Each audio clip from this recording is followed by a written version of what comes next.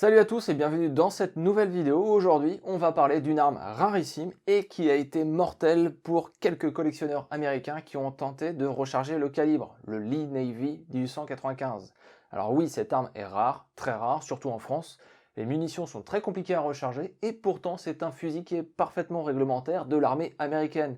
Et je fais le pari que comme moi, il y a quelque temps, vous ne connaissiez même pas son existence. L'histoire commence avec son inventeur écossais James Paris Lee, dès 1873. En fait, vous le connaissez déjà, car oui, c'est bien ce Lee des fusils Lee Enfield anglais, dont la culasse et le magasin sont de son invention, mais ça, c'est une autre histoire et on va se concentrer sur le Lee Navy. Donc à partir de 1873, l'inventeur est connu pour avoir déjà fabriqué un fusil à culasse rectiligne. Oui, oui, je dis bien dans la même phrase, 1873 et culasse rectiligne. Cependant, son arme ne sera pas retenue lors des tests de l'armée américaine. Il faudra attendre 1892 et 1893 pour voir les premiers brevets officiellement déposés par James Lee. Et très sincèrement, tout est quasiment là pour l'arme qui nous intéresse aujourd'hui, avec une culasse rectiligne qui se verrouille sur la partie arrière, et cette poignée qui vient se verrouiller sur le côté droit du magasin, ainsi que la présence d'un magasin. Il va continuer à perfectionner son arme avec un nouveau brevet en 1894, avec notamment la possibilité de charger l'arme par-dessous avec des clips de 10 cartouches.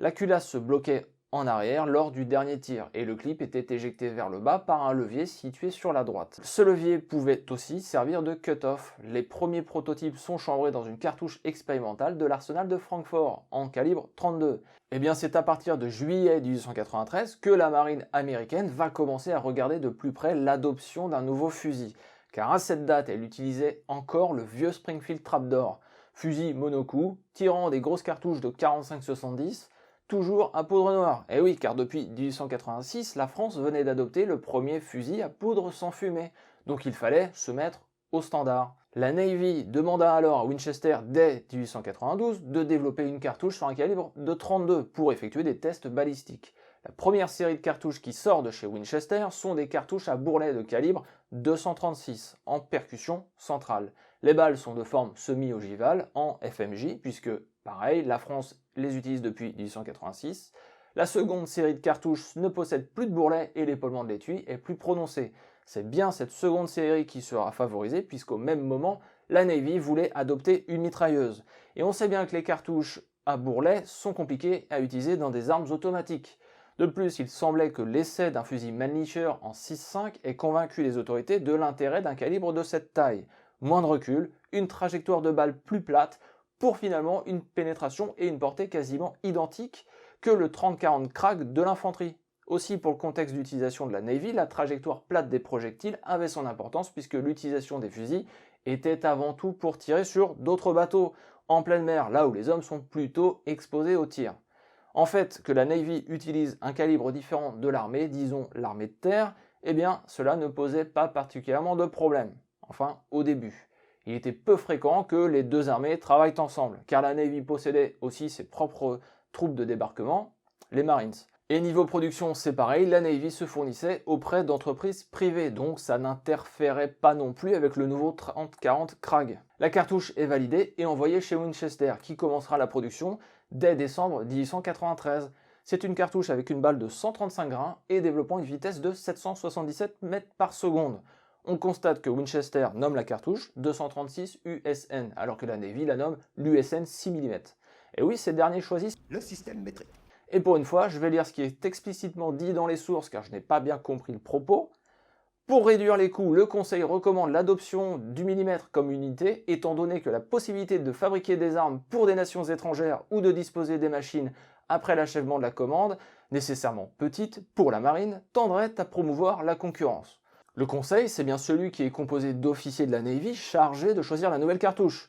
Mais alors pourquoi est-ce qu'il porte des considérations sur la possibilité de vendre des armes dans le même calibre à d'autres pays, et que ça serait bien pour la concurrence? Aucune idée. Quoi qu'il en soit, la dénomination est là, le 6 mm Navy. Bon, et l'arme dans tout ça? Eh bien, le Conseil de la Navy lança une sorte d'appel d'offres en mars 1894. Le principe était simple, il mettait des canons chambrés en 6 mm à disposition, les inventaires demandaient un barreau pour proposer leur fusil. Il y a eu tout de même 21 demandes, avec des noms connus comme Mannlicher, Love à Berlin, Hotchkiss, Remington et bien sûr James Lee. La date des essais devait être portée en octobre 1894, ce qui finalement ne laissait que 7 mois pour proposer un fusil. Au total, 12 fusils furent testés, 4 de chez Remington, 2 de chez Dodoto, oui le français, et le reste des noms dont on ne sait pas grand chose, sans oublier le fusil Lee avec l'action de culasse rectiligne. Tous les fusils sont rejetés, eh oui. En fait, le cahier des charges était tel que pour la Navy, il n'y avait rien de satisfaisant. Ils laissèrent 6 mois supplémentaires aux participants pour améliorer leur arme. Entre-temps, on peut noter l'apparition d'un fusil provenant de chez Luger, oui, George Luger himself. Vous ne saviez pas qu'il avait fait des fusils? Eh bien voilà un exemplaire. Le fusil était plutôt basé sur le G88 de l'armée impériale allemande. Le fusil de George Luger semblait être sur la bonne voie jusqu'à ce qu'en décembre 1894, on réalise que l'adoption d'un fusil étranger ne passerait pas au Congrès américain. L'armée avait eu du mal à faire adopter le Krag-Jorgensen. Il faut donc que le fusil soit Made in America. Les tests se poursuivent en avril 1894 avec Remington, Miles, Lee Arms Co. et James Lee. Alors oui, Lee Arms Co. était la société de James Lee. Visiblement, James s'est embrouillé avec des gars de sa société qui sont partis sur un fusil à verrou qui ressemblait étrangement à un Mauser. James, lui, est parti de la société avec ses brevets et donc sur un fusil à culasse rectiligne. Malgré quelques défauts, c'est bien le fusil de James Lee qui a les faveurs du conseil de la Navy. Il est jugé que le fusil est robuste, simple et composé de peu de pièces détachées. La manipulation ne demanderait pas une grande instruction des troupes pour des tirs rapides. 2500 cartouches seront tirées dans l'arme et, mis à part quelques problèmes ici et là, tout semblait ok. Nous sommes au milieu de l'année 1895 et la Navy décide d'adopter le fusil de James Lee, chambré en 6 mm. C'est Winchester qui gagnera l'appel d'offres pour effectuer la production. Bon, visiblement, les premiers exemplaires qui sortent ont quelques problèmes car il y a des retours de gaz lors des tirs, des amorces percées et des étuis arrachés.